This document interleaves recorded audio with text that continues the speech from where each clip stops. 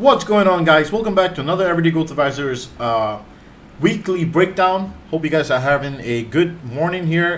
We are about 30 minutes to the bell, and just wanted to do a quick recap of everything that we are expecting this week.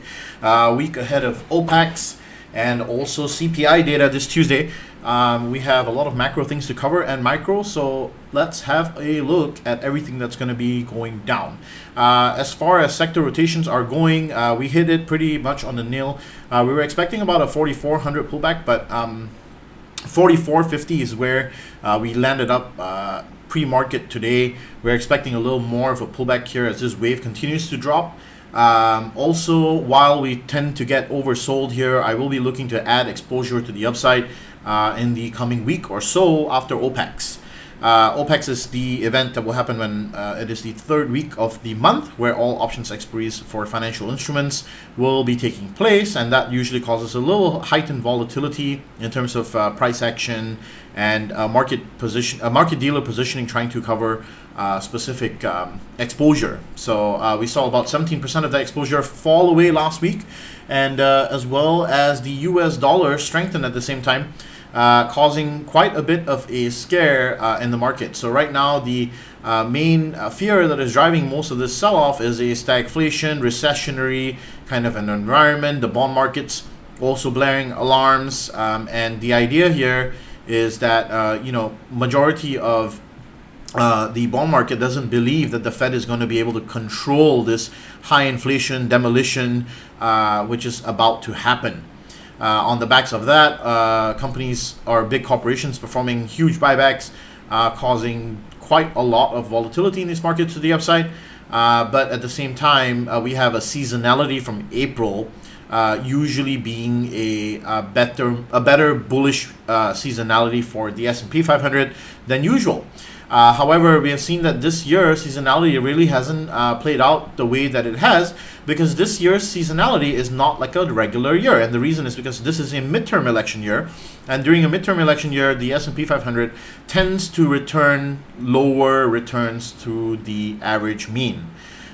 So there's a lot to unpack in terms of the expectations. But let's bust open the charts and see what's going on here, and have a look at what the probability of events are.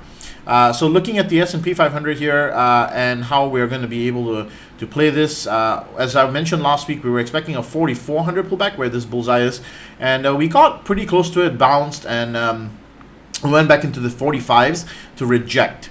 Another thing that we were watching throughout the week was also the fact that we had, sorry, let me just make sure that I have this here.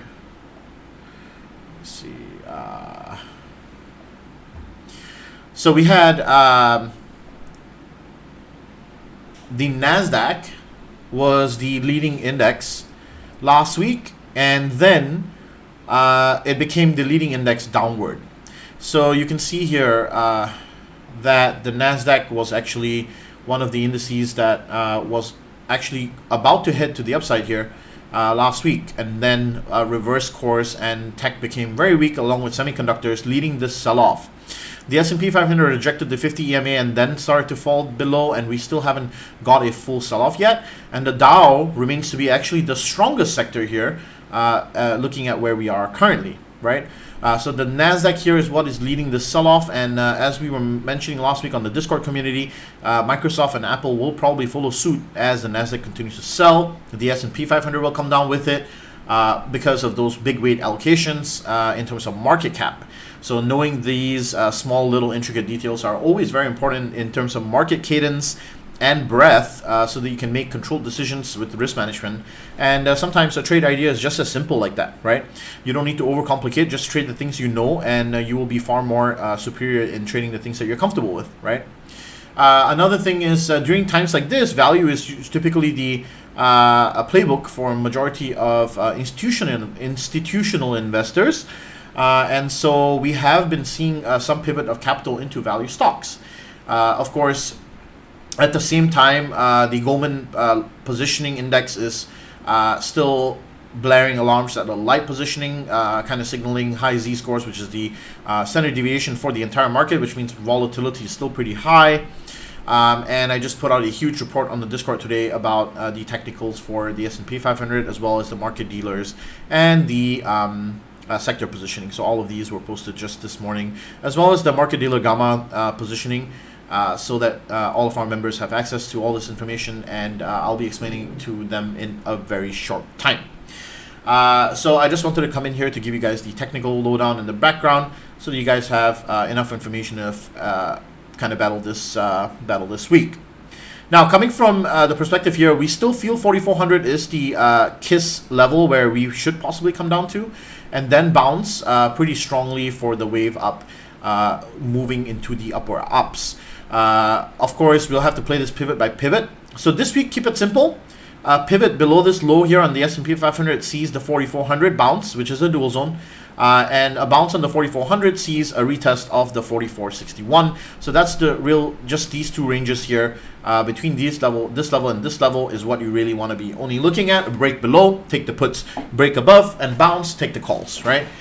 Play it simple, play it safe. Don't do anything creative with risk management or take on additional risk.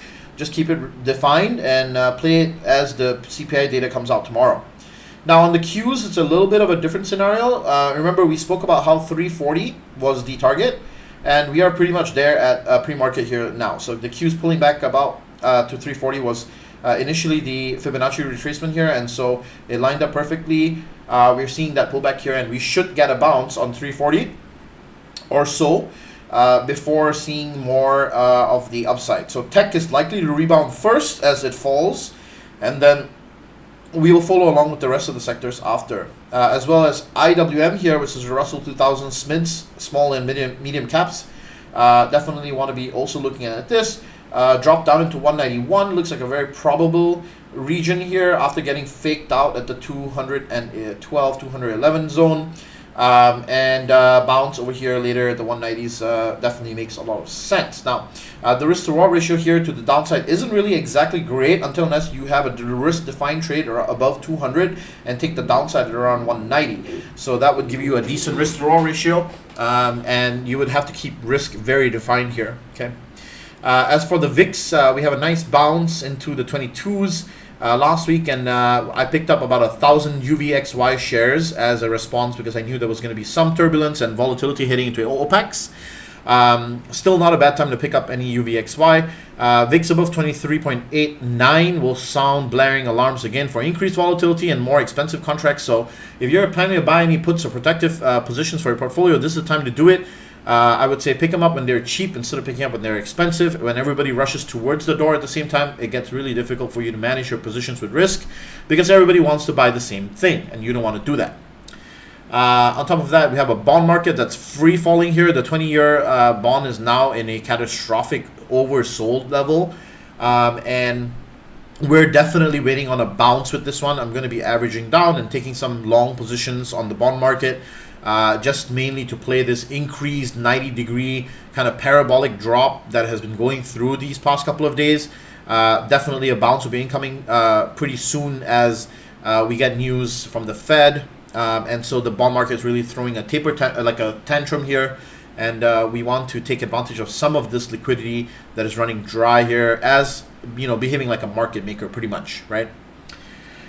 All right, so that's all I have for you guys. I'm not going to, unfortunately, break down any tickers this time around. But if you do want me to break down some tickers, put them in the comments below. And, if you made it this far, leave a like and a subscribe if you can. I would truly appreciate that.